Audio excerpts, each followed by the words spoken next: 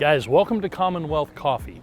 This is going to be the first stop in a new series I'm bringing to you called Locals Only, dedicated to spotlighting and highlighting some of San Antonio's finest local businesses. We're going to be talking with Marcel. He's co-owner of CommonWealth Coffee. They provide us a great spread today. It's going to be a great time. I hope you enjoy.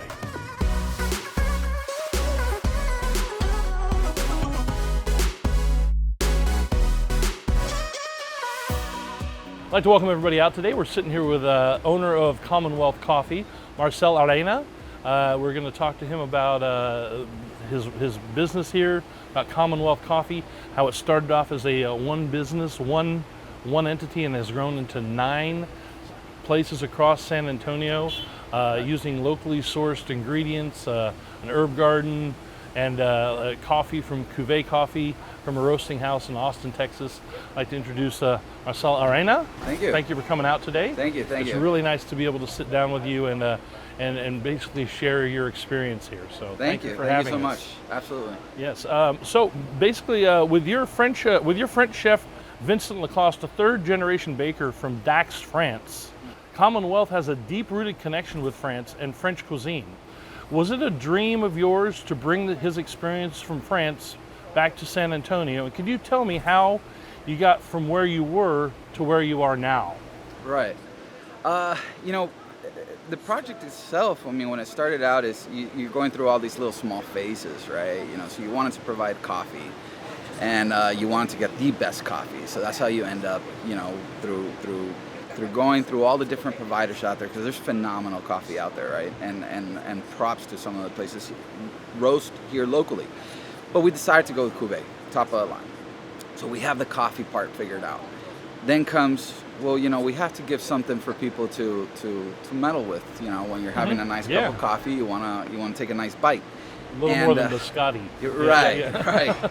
And it was very evident that if we were gonna bring a product and introduce a product to our customer base, we wanted to have the best of there. So let's get it from the lion's mouth, right? Yeah. So let's go to France and let's go find the most amazing, phenomenal, outstanding baker that we could. And after hundreds of interviews, we were lucky and blessed to fall with Vince.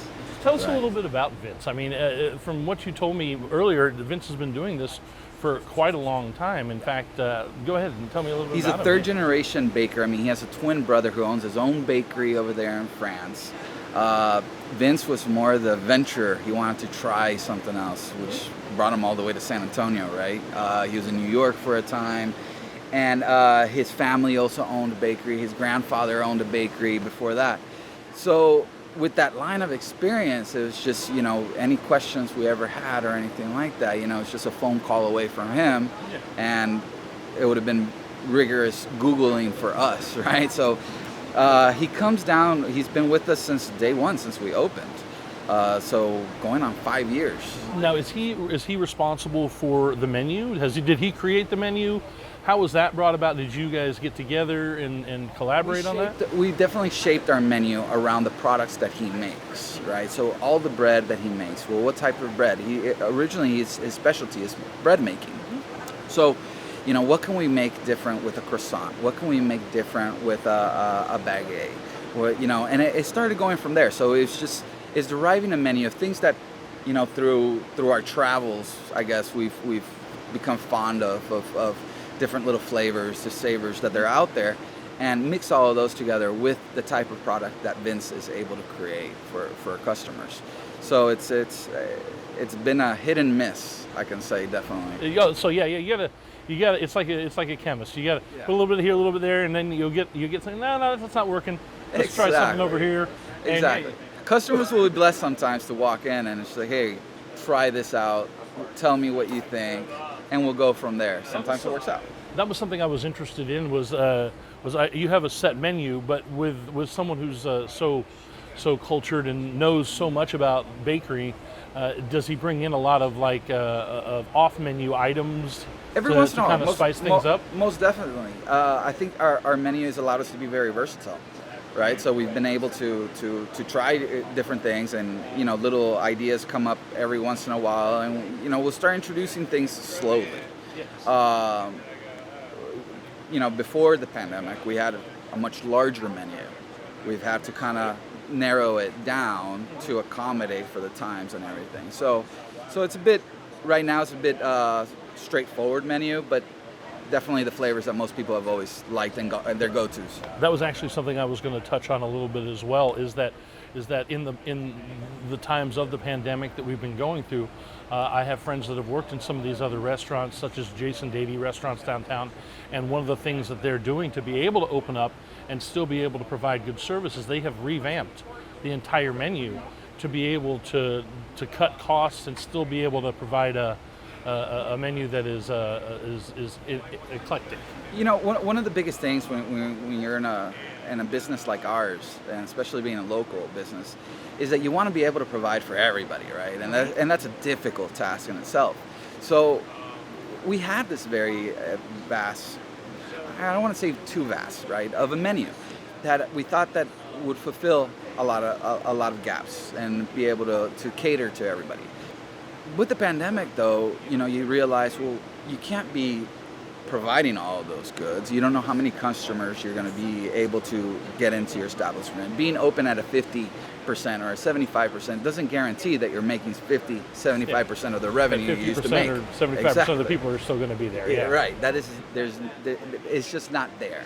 So you had to accommodate that. And looking closely at our menu, we started looking at, well, let me grab out of all our items the top ones sellers, the ones that we know they're the go-tos. And well, that 20% of our menu generated a vast majority of the revenue that the business makes. So we concentrated our energy in still being able to provide that. We know that it's the go-to. We know that the people who are most likely going to be coming here are the people who are extremely fond of what we've created. So, and it definitely allows us to still introduce ourselves to new customers. Well, touching on that, because it's such a hot topic right now, and to be socially responsible, we kind of got to talk about it. Yeah. In this new world of face masks and social distancing, I feel it's important to touch on things that CommonWealth Coffee has done to make people feel comfortable visiting you. What steps have you taken to achieve this?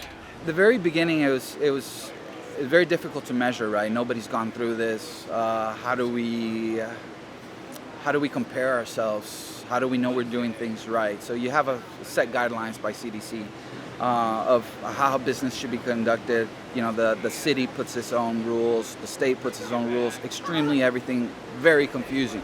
Yeah, and especially when it came so quick, it didn't give you a lot of time, and they didn't have a lot of time to create this whole system. There's no wrong or right answer here. I mean, everybody's trying to cope and make things work, which for all purposes for this interview, we're not wearing face masks, right? We're sitting, we have nice social distance. And we figured that one of the perception is a lot. You want to make people feel that they're walking into somewhere and that it's clean, that it's sanitized. So I started really looking into all these things that, well, what are things that we can continue doing even after the pandemic? Right now you see a lot of people washing their hands. Well, why don't we always continue washing our hands? Using sanitizer. Shouldn't be a thing we have to put a sign up for. So obviously, first step, let's sanitize the whole restaurant itself. So amazing companies started popping forward, really changing their type of business themselves to be able to provide these services for businesses at an inexpensive price. That really made it competitive in a way that you are able to find them and it's affordable. Mm-hmm. We brought those guys in, created that. The mandatory where it was really helpful on the idea of to-go utensils. So just start changing all these things. Now, all those things carry cost as well, So it is going to be a somewhat of a burden, but in order to maintain that safety and be able to give that confidence that you are doing the correct work, is crucial. The amount of staff that I had on hand, I wanted to make our staff feel comfortable. At the end of the day, that's the important part, because if they can continue operating, continue having work, then I can continue providing for the customers and so on. So as long as I focused on my energy and making sure that they were safe, then I could make sure that everybody else would be safe.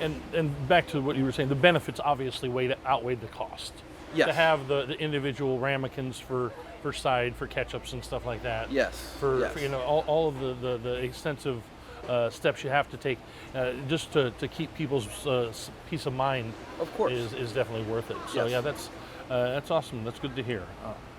We're here talking about the importance of supporting small business like yours, but CommonWealth has exemplified these beliefs since opening in January of 2015 by taking extensive measures to use locally sourced ingredients, traveling long distances to visit area farmers markets, and using cuvee coffee beans from their roasting houses in Austin. But recently you guys have flipped the script with your nonprofit initiative, A Token of Gratitude. Could you tell us a bit about this initiative and how people in our area can get involved? You know, when we opened several of our businesses, we built this relationship with the Baptist hospitals, and it was really catered around convenience, being in these prime locations where we know we're catering to San Antonio. So we want to always, and we always have kept that idea in mind.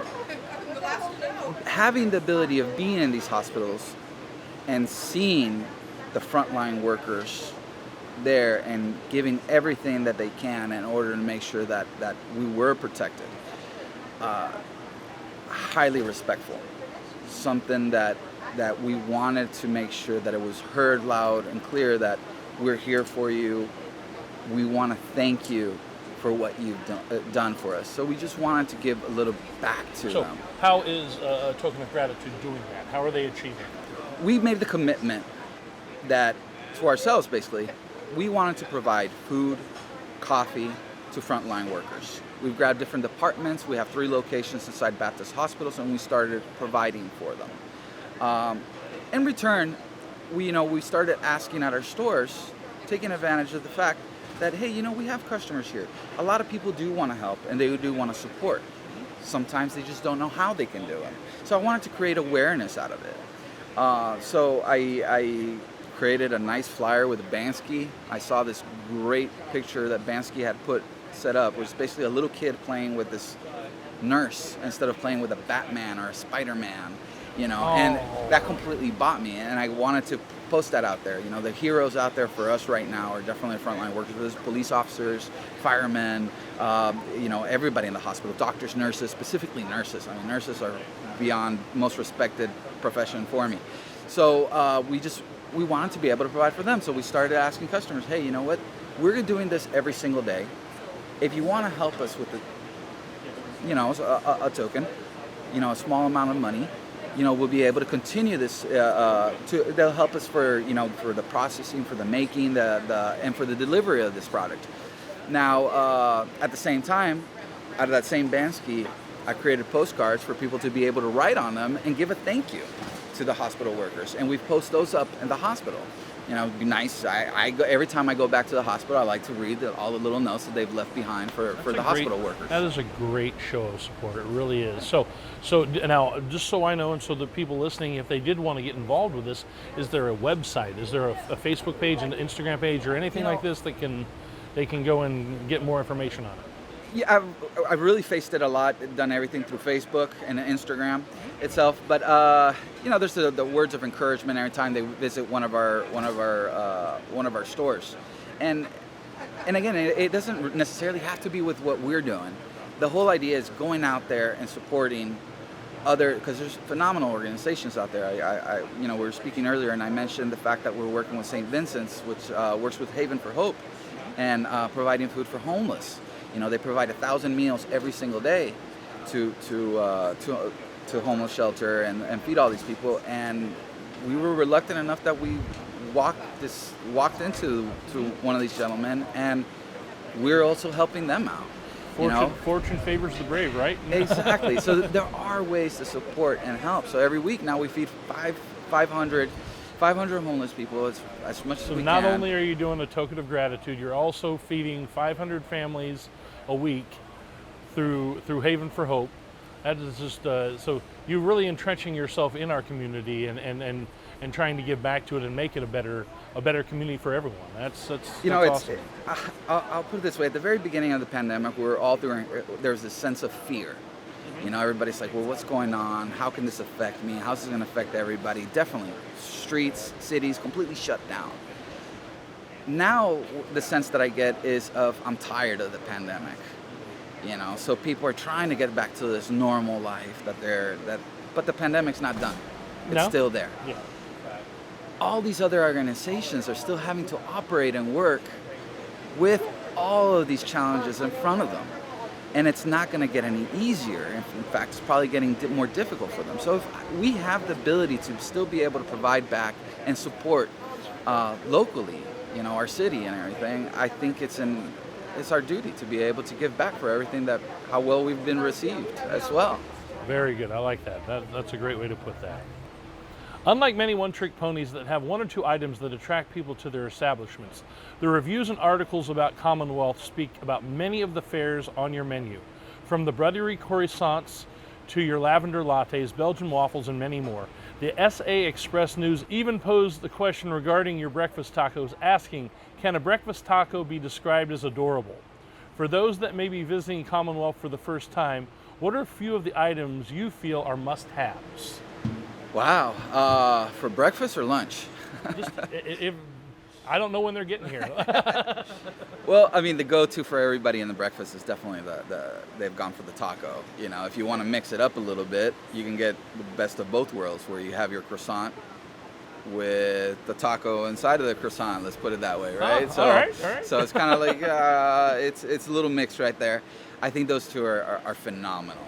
Okay. When it comes down to lunch, we went, we've gone through phases, and one of the things is that we used to do the croque monsieur, which can be a ham and cheese sandwich, but a French style out of it. And what we've done is created the croque madame, which we put a fried egg on top. Yeah, I've read about that one. The oatmeal. The oatmeal is a phenomenal one that we made from scratch. We basically go bake our oats and we created our own parfait. So all these little things. I mean, good Lord! I mean, the whole menu. If you have enough space. I mean, as we talked about prior to sitting down with each other, I had gone onto the Yelp reviews to kind of get an idea of what we had said, and Yelp is a breeding ground for negativity, as I said, and I didn't see any. There was not one review that was a negative turn on your establishment, and everyone that was mentioning things on the menu weren't mentioning the same things. Like one gentleman was talking about them moving into town or coming to town, and he always likes to find coffee houses. He came, sat down, he was looking for a Belgian waffle, and he said he didn't find the exact Belgian waffle he was looking for, like a 15 type styles that you could get it in. But he goes, what I had was absolutely out of this world. So we want it to traditional. It's if it's traditional for something that we might have grown up with, or we're in Texas, San Antonio, tacos, breakfast tacos, bean and cheese. You can't go wrong with that. But definitely, yeah. I mean, a lot of enjoyment in the food. With Yelp, it's a love and hate relationship that we can definitely have at your fingertips that customers have, but it gives you the ability to answer the questions for them and still address it. The worst customer you can have is somebody who had a bad experience and walked out of here and didn't tell you about it, because you can't fix it. So as long as I have the ability to know and understand by listening to them, then I can fix it, right? But I will say one thing about our Yelps: the staff. One of the biggest things that they get praised, besides the coffee, besides that, it's the staff. I take a lot of pride in being able to say that I work every single day with some of the most phenomenal people that you can encounter. And many have walked through our doors and gone on to do other projects, and whether they're at school, Incarnate Word, or SAC, some of them have the Culinary Institute and walked through our doors to get a little learning. And I've had the best experiences, and they've made me a much more smarter man than I am today because of it. Well, they say that something reflects leadership. Yeah. And to have such a great staff, and I did read quite a bit about your staff in there as well. On that topic, what have you done to create a culture here that makes everyone feel like they're important and that they have a little bit to give? And I believe that's in your hands to create that culture, so that we have the feeling that you have here. So that's a great question. I reflect back, and I tend to do this quite a lot, and I reflect back, and I've always thought that as a whole, they're a lot smarter than I am.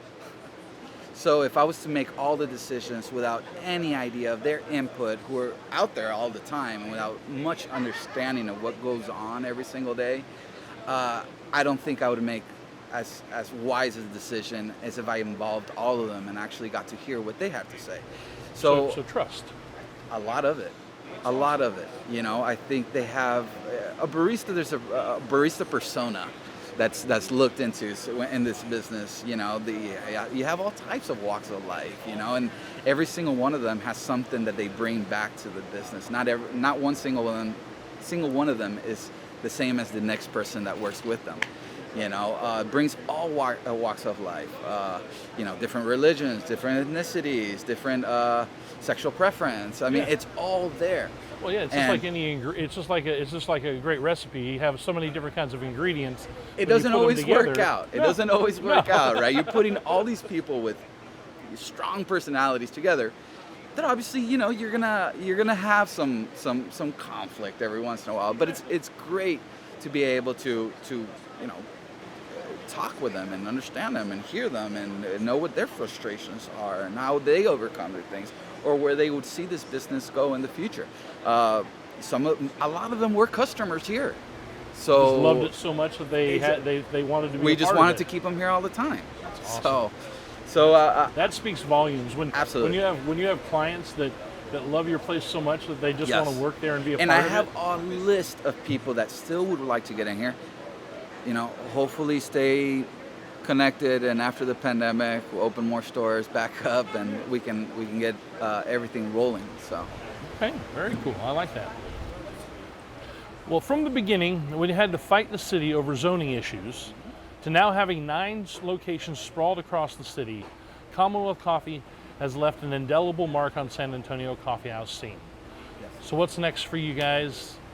Now and in the future, what's the plan? Where's the road taking you guys? You know, when I started in this business, I jumped in as a manager with the prospect of becoming a partner, hopefully.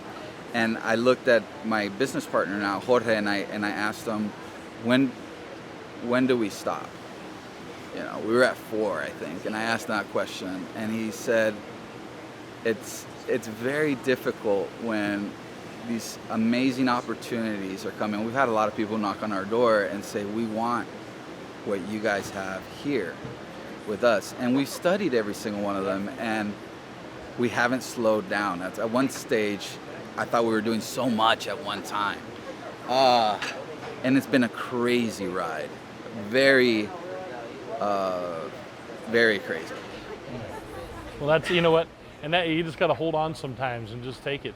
I mean, from everything I've heard and online with before I started Locals Only, I did a poll online and I asked, tell me about your favorite places in San Antonio that are locally sourced. Where's your favorite place? And in there was probably 6 people that mentioned your place. That's how much of a mark you've left on the city so far. So, you know, it started off, this business, this location that we're in the Alamo Heights, Mankey Park area, was a house that was falling down.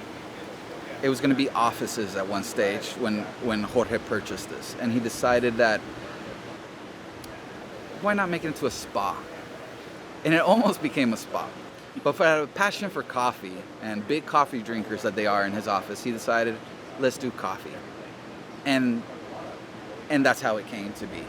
Really. Okay. Obviously, the whole zoning issue was for somebody made a mistake in the 80s, apparently, when they changed everything from written to computers and marked it as a commercial. And luckily for you guys, it was done like that. Very lucky, and I think for many people, very lucky. I mean, I think we've added a value to the community itself. You know, it's a warm place to come and sit down and enjoy yourselves. You know, every week I get to see the same people walk in during the week, and whether they just dropped off their kids or they're having a business meeting. the phenomenal part, seeing them here on our brunch on a Saturday, they come in here out of their work clothes with their kids running around and just enjoying themselves.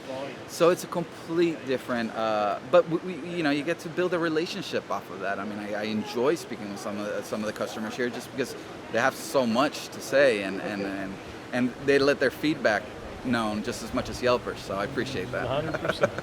Well, Marcel, I want to thank you so much. Thank you guys for taking the time, Yes. sitting down with us on our inaugural journey to support local businesses. Absolutely. It has been everything I expected it to be, and I'm so excited for your future. Thank you. And I'm actually excited to get over there and try some of this food If you get now. a chance, and I love what you guys are doing. I mean, the whole support local thing, it's a big thing. I was driving on Bandera off another project that we have out there.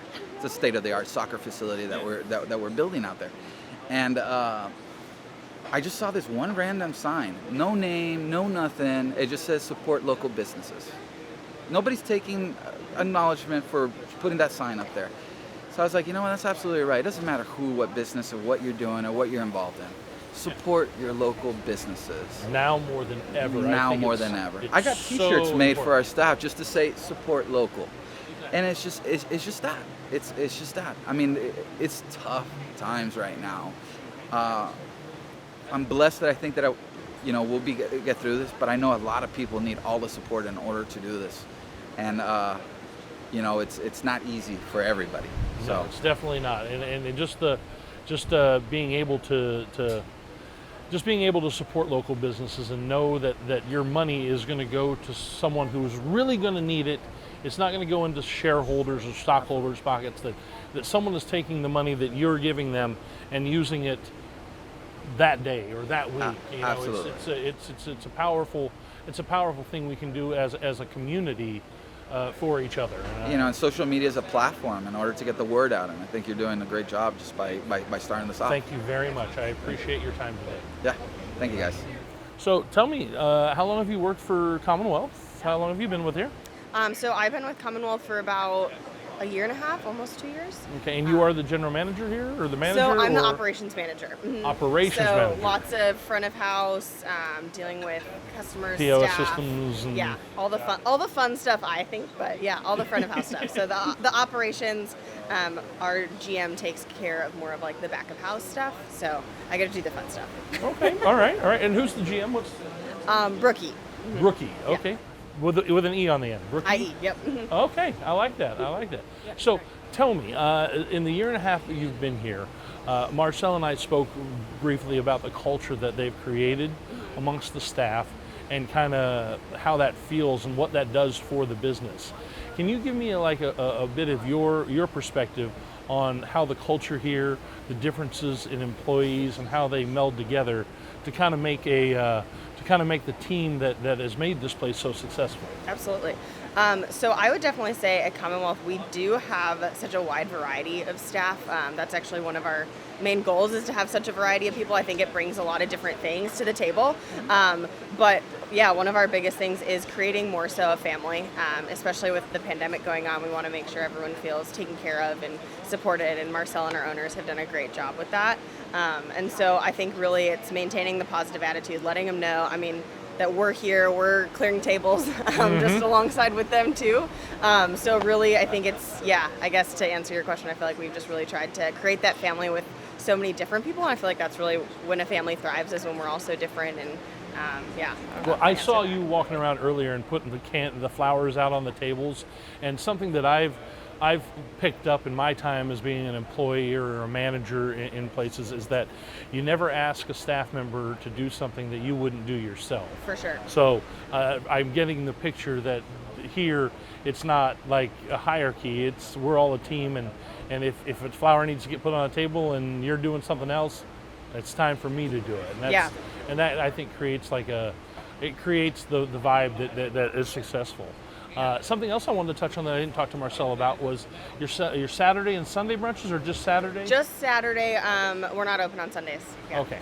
Hoping Just that remember that. To be continued. Try to see. We'll see. Trying to figure things out. But yeah, currently not open on Sundays. So what changes do they make from the normal weekly menu to the brunch menu, and what's the times? And are they serving mimosas? Give me the vibe Yeah, here on so a Saturday. brunch on Saturdays, I would say pre-pandemic, obviously we're living in such a funny world right now, was rocking and rolling.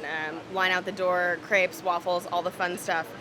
Since the pandemic and reopening, we haven't brought back our crepes and waffles, trying to not create too much of a hustle and bustle here, wanting to not, I guess, like, have too many people here. So we've continued right now. Currently, it still is fun brunch. We're doing breakfast, lunch all day, and we, of course, have our regular menu. But in the past, it had been the crepes and waffles, and we're hoping as things kind of clear up or whatever that to bring that back. And we do have our liquor license, so we'll be bringing back some beer and mimosas and stuff as well. Oh, you have your liquor license. Yes, I did not. I don't know even if I was allowed to say that, but we do. I think I can say that. We can say yeah. Yeah, You yeah. can say I all think I that. can say that. But yeah, so we'll definitely have, Uh-oh. So right now trying to not make it too crazy. But it's, trying to create that fun vibe, especially with all of our outdoor space and everything. So. Okay, and I asked him a little bit earlier. I mean, from the buttery croissants to the oatmeal to the Belgian waffles to the croque madame to all the different items. If I was a first-time purveyor of your business, what would you suggest that I get here? What's the must-have? The must-have. I mean, people love our tacos. It's so funny. The girls in our kitchen do such a great job with our tacos. So simple. I would probably suggest our breakfast croissants, the best of both worlds, kind of that breakfast, yummy, gooey, and it does come with our homemade croissant that Vince just does such a rad job with. So I would probably point you in the direction of the breakfast croissant. Okay, all right. Well, thank you. I don't think I have much Yeah. more. So yeah, I mean, it was nice to speak with you, and thank you for your hospitality. I'm going to dig into a bunch of that stuff over there right now.